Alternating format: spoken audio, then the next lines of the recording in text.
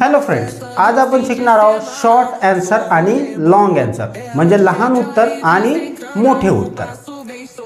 तुम्हाला विचारायचं आहे तुम्ही ठीक आहात का, हे इंग्लिश मध्ये कसं विचारायचं, आर यू फाईन, समजलं।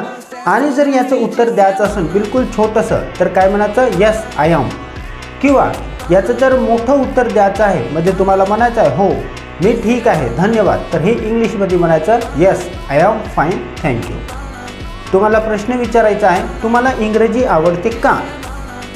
आता हा प्रश्न तुम्हाला इंग्लिश मध्ये विचारायचा आहे, मग तुम्ही काय म्हणणार, डू यू लाईक इंग्लिश।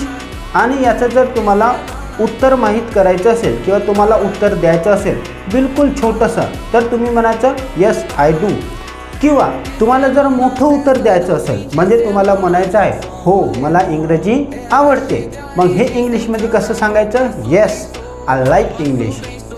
तुम्हाला प्रश्न विचारायचा आहे तुम्ही कामावर जात आहात का, हे इंग्लिशमध्ये कसं विचारायचं, are you going to work.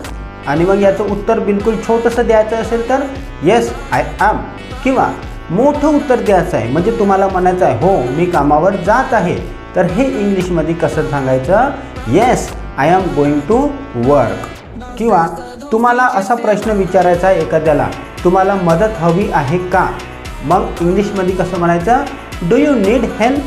मग याचं छोटंसं उत्तर जर तुम्हाला द्यायचं झालं किंवा तुम्हाला कोणी अशा प्रकारे उत्तर देऊ शकते, I do, yes I do, हे तर छोटंसं उत्तर झालं। किंवा कोणी मोठं पण उत्तर देऊ शकते, जसं कोणी म्हणू शकते तुम्हाला हो मला मदत हवी आहे, मग हेच इंग्लिशमध्ये कसं म्हणू शकता, येस आय नीड हेल्प।